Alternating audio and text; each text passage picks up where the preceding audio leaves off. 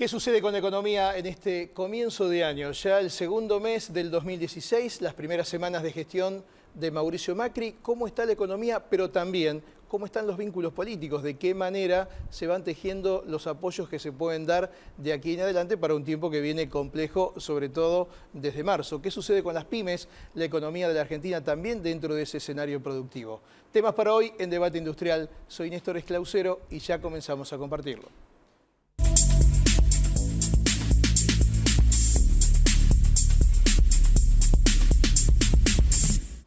Gustavo Marangoni, hombre fuerte del Grupo Provincia en la provincia de Buenos Aires, en el banco hasta la gestión de Daniel Scioli. Gracias por venir. Muchas gracias por la invitación, Néstor. Bueno, a ver, te has convertido un poco en la voz crítica con apoyo de lo que pasó y de lo que estamos viviendo, ¿no?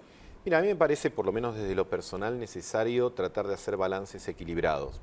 Un balance equilibrado respecto de lo que pasó. No todo lo que pasó es malo, tampoco todo lo que pasó es bueno. Y me parece a mí que respecto del proceso que comienza el 10 de diciembre también hay que tener ese equilibrio. Hay que comprender que cualquier administración nueva de cualquier signo que fuere necesita por lo menos 100 días. 100 días, no donde nos tenemos que callar la boca e ir a casa, pero 100 días de decir, bueno, va dejándole tiempo, darle tiempo a que constituyan los equipos, a que vayan dando las primeras muestras. Me parece claramente que vos tenés que determinar qué tipo también de oposición querés construir.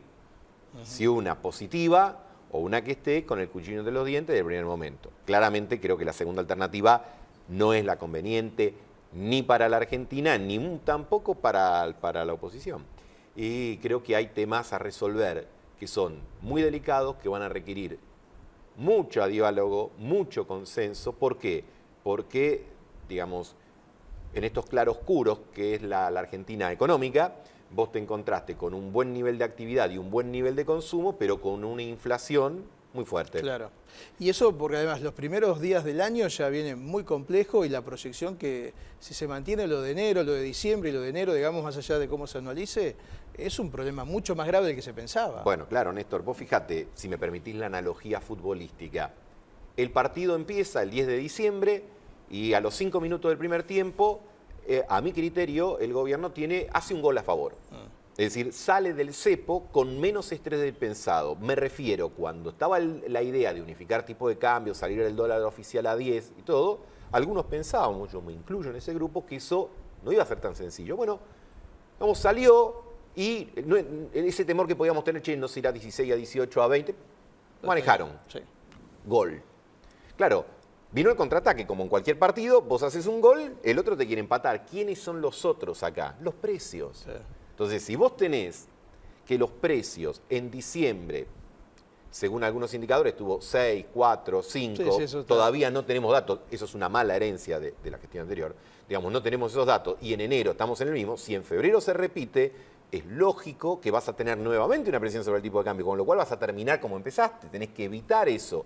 Eso lo vas a evitar o lo vas a mitigar o lo vas a morigerar con políticas activas, no solamente apelando a llamados de buena voluntad, a que los empresarios se porten bien, a que los líderes gremiales sean bonitos, porque cada uno va a defender sus intereses, claro. Y el interés conjunto es una responsabilidad del Estado. Entonces, ahí vas a requerir otro tipo de políticas. E inclusive, cuando vos tomás una medida que también a mi criterio es buena, y de hecho nosotros la proponíamos, el tema de eliminar las retenciones, bienvenido sea, digamos, otro gol ahora.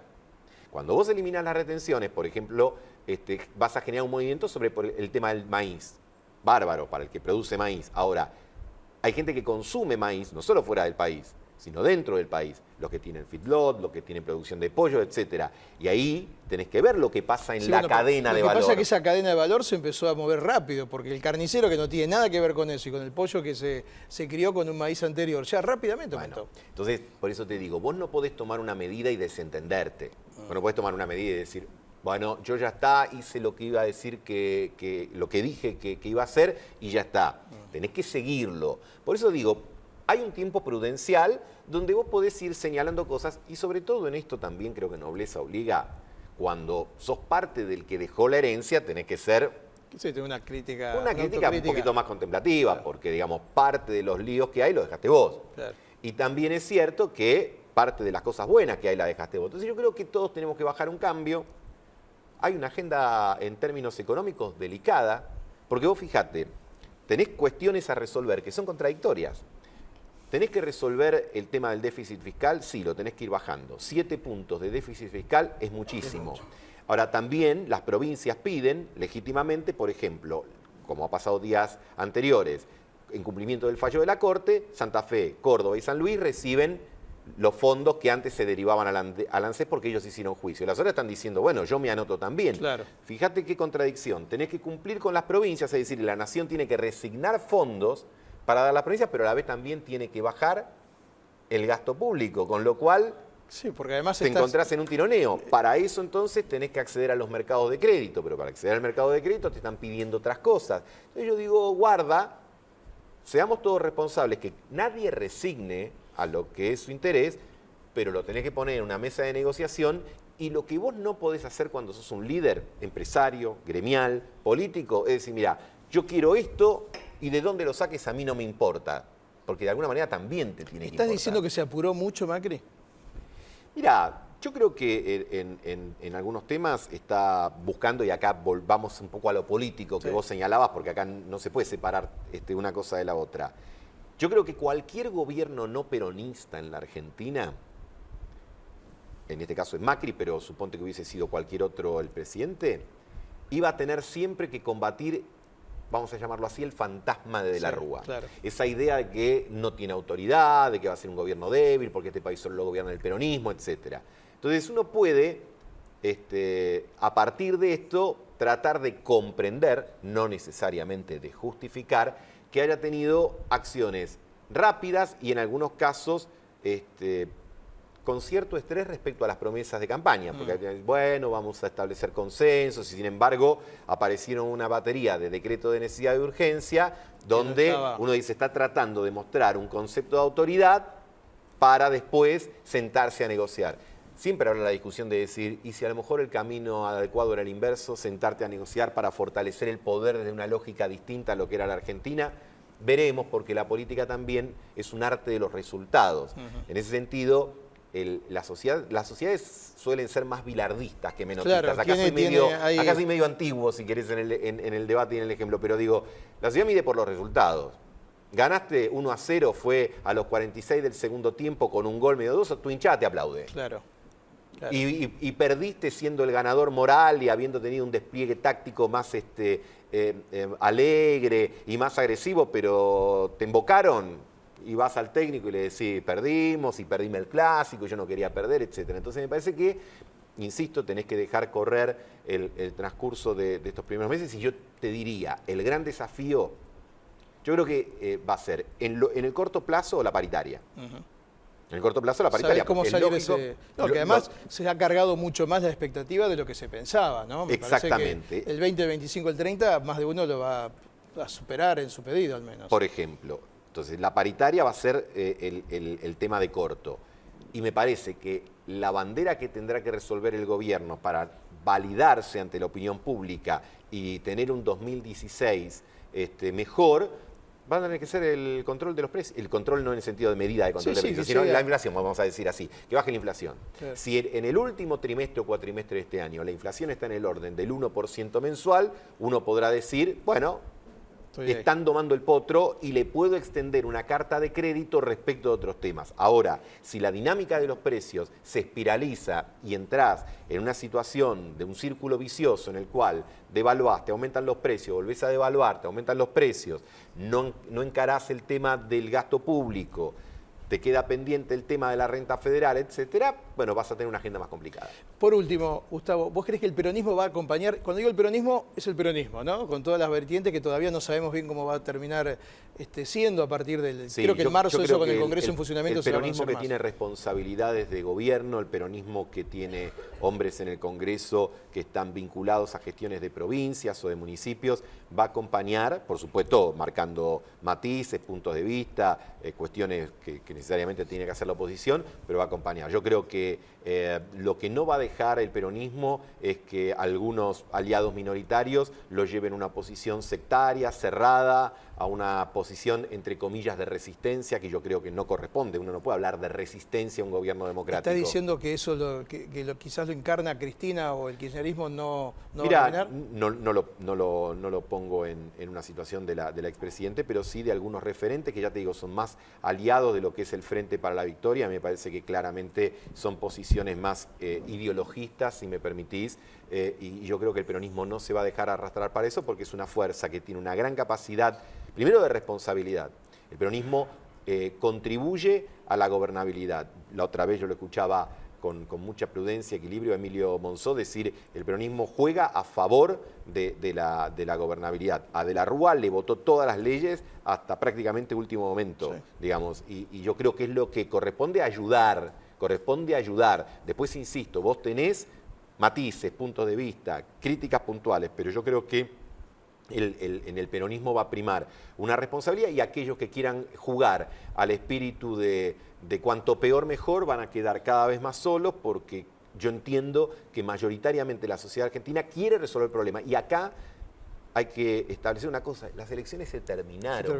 Hubo quien ganó y hubo quienes están en la oposición. Entonces me parece importante abandonar el lenguaje electoral. Primero porque la sociedad está un poco, te diría, exhausta de lo que fue un 2015 plagado de elecciones. Sí, sí, ahora vos decís, listo, vos ya contrataste, digamos, a tus responsables de hacer la obra. Decís, bueno, háganla. Claro, trabajen en eso. Gustavo, gracias por venir como siempre. Néstor, muchas gracias a vos. Pausa la primera, enseguida volvemos.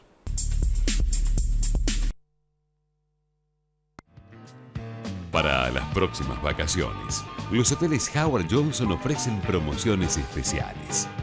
0810-122-4656. 0810-122-4656. Howard Johnson makes you feel at home.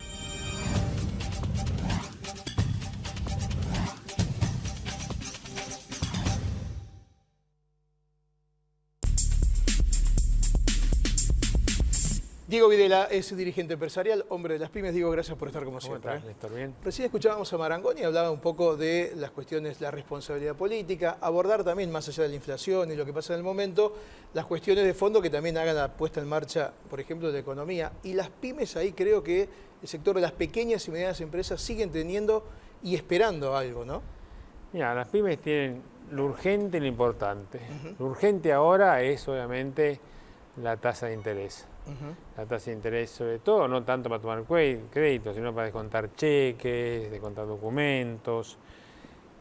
Necesita también una política comercial que es difícil, porque las cadenas de distribución, como hay cierta caída del consumo, hoy te han estirado los plazos enormemente. Las empresas grandes, si tienen una empresa grande, les tienen la pyme triple, hoy te están pagando 120 días, vos adelantás impuestos, porque también hay que buscar. La pyme necesita también empezar a ver una reforma fiscal. Vos no podés vender con IVA y vos lo pagas los 30 días y a vos te lo pagan los 120. Entonces las cadenas de distribución también es un problema para las pymes que hay que resolver. Eso más o menos lo urgente. Lo importante, yo creo que para la pyme es empezar a ver, porque la pyme en el fondo, vos ves que había una gran cantidad de personas en el Estado que no hacían absolutamente nada, los famosos ñoquis. Yo creo que se excedió el gobierno anterior en esto. Pero ¿cómo haces con esa gente? Pues esa gente en el fondo se va del puesto que tiene y va a recibir un subsidio, según lo que hoy más o menos está previsto. Habrá que ver, sí, por ahí cómo viene eso. Por ahí no. Pero lo que te digo es, entonces estás de vuelta en el mismo problema. Lo sacaste de un lado, sacás plata por un lado, pero lo sacás por el otro. Entonces, la pyme, que hoy la mayoría no puede estar en el circuito formal de la economía porque no puede por trámites, por administración, por falta de conocimiento de miles de temas, porque el paso anterior de la pyme es ser emprendedor, y ser emprendedor podemos ser vos, yo y alguien más de aquí, y cuando salimos a hacer pyme nos encontramos que tenemos una tasa de interés alta, que tenemos una... O sea, ¿vos decís que esto cambió o sigue siendo igual, digamos, desde el punto de vista las medidas económicas hasta ahora mantienen para las pymes la misma lógica que venía hasta el 10 de diciembre o ya lo que se instrumentó fue en una dirección distinta? No es que el gobierno haya actuado en contra de la pyme, lo que pasa es que las medidas que se tomaron son difíciles para la pyme, porque la pyme, ¿qué pasa? Cuando devaluás, la pyme tiene que aumentar, también es como una empresa grande, tiene que aumentar su precio, porque tiene los mismos insumos que una empresa grande. Claro. La industria de alimentación, que la que yo tengo es ese es el commodity más el resto. Y eso se maneja mucho por precios dolarizados. Entonces vos decís, la pyme el problema de la pyme no lo generó este gobierno, el problema de la pyme lo generaron, viene que nunca la pyme se dio la importancia que tiene como generadora de empleo. Entonces te digo, si vos sacás gente del Estado, me parece bien, pero darle la oportunidad que la puede tomar la pyme. Ahora, vos dirías que, digo, con esta idea de darle una oportunidad, ¿significa, por ejemplo, que se le subsidien, entre comillas, o se le permita a cada pyme tomar una persona o dos, por decir algo chico, ¿no? Pueden ser más, que absorba quizás mano de obra de esta que queda sin trabajo o sin funciones? A mí, más que los contratos que de donde baja, me preocupa más la gente que no consigue trabajo real, ¿no? Más que aquellos que han tenido la posibilidad de ganarse unos mangos con un contrato político. Digo, quizás esa sería una buena alternativa, rápida, porque en lo inmediato, si a vos te dan la posibilidad de tomar a dos personas con mejoras en la carga impositiva, por ejemplo, quizás tomaría más de uno también, no lo sé. Sí, a mí me parece lo bueno de esto, me parece que, como decís vos, si vos le das facilidades para que el emprendedor pase a pyme, una de las facilidades es la baja de los transportes patronales. Eso tiene que ser ya. Sí, como decís vos, yo prefiero tomar un joven que ni trabaja ni estudia hoy, Claro. que un político o alguien que del tuvo gobierno alguna- anterior, Exacto. que tuvo una prebenda durante muchos Exacto. años sin siquiera al trabajo. Entonces, el joven que estudió, que trabajó y que no tiene salida laboral, vos decís, bueno, la pyme lo toma, fenómeno. Usted lo toma, usted no va a pagar aportes patronales por un tiempo, no te digo toda la vida. Hasta que usted va a pagar un poco de menos de impuesto a las ganancias, usted va a pagar un poco de impuesto de IVA. Una cosa intermedia entre lo que se Yo no tiene. digo una gran baja para que la empresa mediano o grande diga, no, esto es injusto y es verdad. Porque vos si la pyme se va a convertir en empresa mediana, va a competir y ahí viene un problema también que... Sí, pero hay que ver qué cantidad de gente por ahí puede ser tomada por las pymes. A lo mejor hay una cosa más chica que sin ir a las medianas que pueden tomar más, no podrían convertirse quizás en No, problemas, a la micropyme te puede tomar, si pasa emprendedor, a la micropyme te puede tomar 5 o 6 personas, pero multiplicar eso por 1.500.000, Claro, que pasa en circuito porque la formal. mitad tome dos, mira, ya tenés un, Y además, un montón de ¿sabés qué? gente. Van a entrar a pagar impuestos, aunque sea, pero si vos le dices a la pyme que tiene que pagar, lo abrumás, el emprendedor, que es muy talentoso, y hay casos también de pyme, de emprendedores que han pasado a ser pymes sin ayuda. Esos son pocos, han tenido suerte, han pegado el producto, pero son a lo mejor el 5% Claro. del 1,5 millones o 1.600.000. No sabéis cuántas pymes hay, es otro dato importantísimo, cuántas pymes hay, porque no sabés, es un producto bruto, subterráneo, que no lo ves. No lo conocés. Entonces decís, qué bueno, vos vas a como en Colombia, que hay un producto de la droga y un producto bruto. ¿Hay que una era- secretaría de pymes ya actual en la yo, estructura? sí, yo creo que hay una secretaría de pyme. La verdad que con la estructura fue tan rápido, los cambios de estructura, pero igual, bueno, como yo te digo, nunca ni el Ministerio de Industria, o ahora el Ministerio de la Producción, bueno, en la historia argentina, ni la Secretaría de Industria, ni la Secretaría PYME, ni la Secretaría, ni la CEPYME, nada, hicieron por las pymes. Por eso tiene que haber agencias pymes, agencias que solucionen los problemas. Yo veo que hay publicaciones y publicaciones de pymes, gente que habla de pymes, pero no gente que resuelve los problemas de las pymes. Yo tengo un problema de, por ejemplo, de que me bloquearon una cuenta porque me pusieron el veraz. Entonces, digamos, yo digo, ¿cómo hago?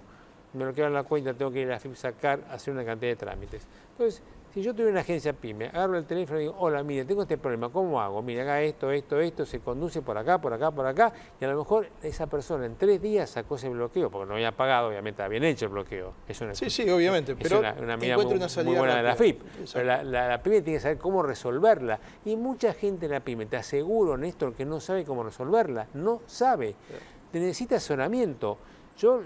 Y hay un Banco Nacional que da asesoramiento, afortunadamente, pero no todo el mundo, pero las pymes son 1,5 millones, no pueden asesorar 1,5 millones de personas, de pymes, que si vos las pasás, aunque sea pasar el 10%, el 5, 75.000 pymes al circuito formal y virtuoso de la economía, que paguen impuestos menores, Tenés un mayor, incluso, que sepan manejarse, que puedan importar, que puedan exportar, que manejan, hoy las pymes manejan 50% de exportaciones argentinas. Entonces decís, ¿cómo no puede ser que se le ponga foco? Te voy a repetir, no es lo urgente, es lo importante. No ya, no se le puede pedir todo al gobierno en un día, pero que empiecen a pensar, a diagramar una política PYME. Y te digo una cosa más, en el Consejo Económico y Social que se forme, que no es para discutir paritarias, que no es para discutir precios, sí es para discutir otras condiciones.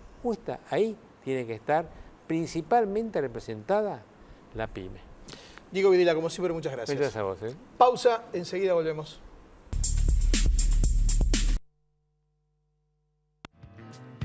Para las próximas vacaciones, los hoteles Howard Johnson ofrecen promociones especiales. 0810-122-4656. 0810-122-4656. Howard Johnson makes you feel at home.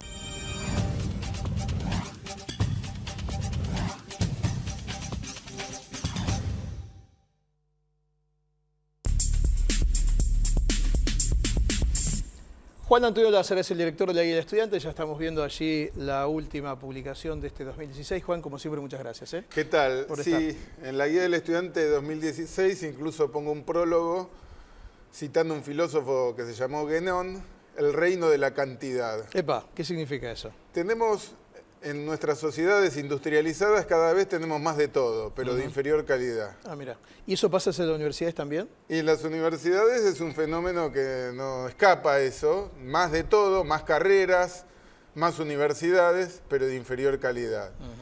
Y yo pongo como ejemplo el caso de los premios Nobel, porque los argentinos siempre fanfarroñamos que tenemos 5 premios Nobel, ¿no?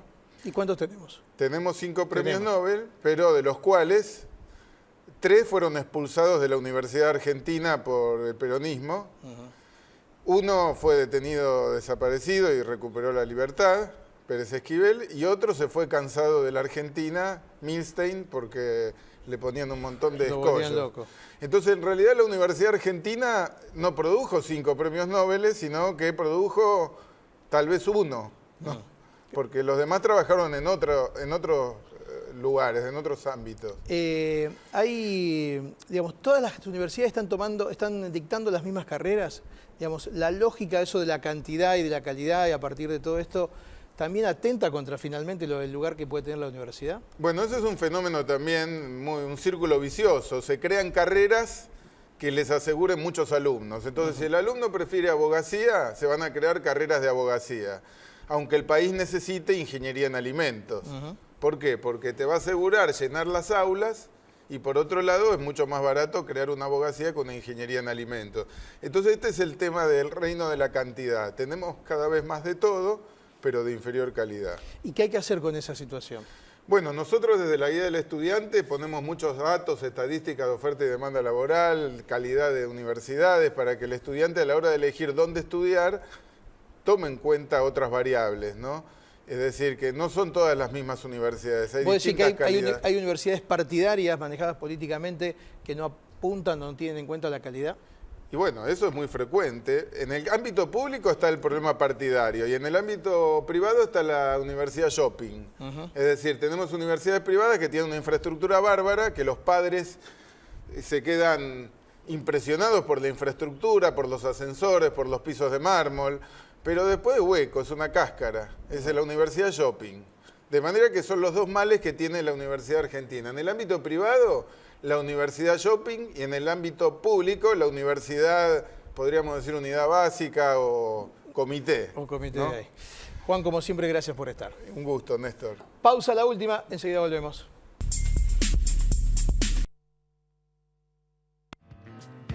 Para las próximas vacaciones, los hoteles Howard Johnson ofrecen promociones especiales. 0810-122-4656. 0810-122-4656. Howard Johnson makes you feel at home.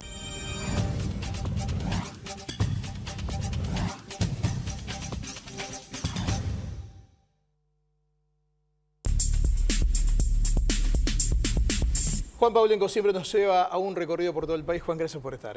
No, el agradecido soy yo. Un recorrido productivo. En la provincia de Córdoba hay expectativas por inversiones en turismo. Exactamente. ¿Recuerdan hace años cuando decíamos vamos de vacaciones con la gente de colegio, los queridos jubilados en Embalse, esos hoteles manejados por el gobierno? Bueno, les comento que están en pésimas condiciones, se necesita inversión. A todo esto el gobierno de Córdoba tomó cartas en el asunto, puso 3 directores propios. 3.500 son las plazas, 5 son los hoteles sociales, 220 son los trabajadores. Y bueno, se espera esa inyección de dinero para que nuevamente vuelvan a recuperar ese glamour que tenían hace 30 años. ¿Qué pasa con las viviendas en la provincia de Corrientes? ¿Hay expectativa en torno Buena a eso? noticia, Néstor, en Santa Catarina, ahí en Corrientes Capital, se compraron 336 terrenos. Próximamente se van a construir viviendas para que antes de que termine 2016 los ciudadanos de Corrientes puedan acceder a estas nuevas viviendas. ¿Y eso quién lo hace? ¿La provincia, la nación? Eso lo ¿Mix? hace la provincia y el municipio de Corrientes Capital. Bien, una buena para Corrientes entonces. ¿Qué pasa con el transporte en el Gran Buenos Aires? Un lío bárbaro. Cortito y al pie. Era una cooperativa que hace 3 años que había sido absorbido por el municipio de Ituzaingó. Ahora Alberto Descalzo le bajó el pulgar. Lamentablemente te puedo decir que 25 choferes se quedaron sin trabajo y los vecinos de Ituzaingó se quedaron sin la línea de colectivos 504 de la comunal. Juan, como siempre, muchas gracias. Gracias. Llegamos al final del encuentro de hoy. La próxima semana, más debate industrial. Gracias por elegirnos.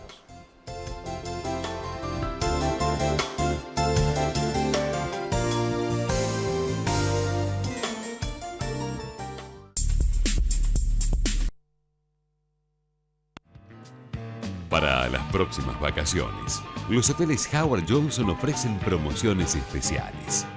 0810 122 4656. 0810 122 4656.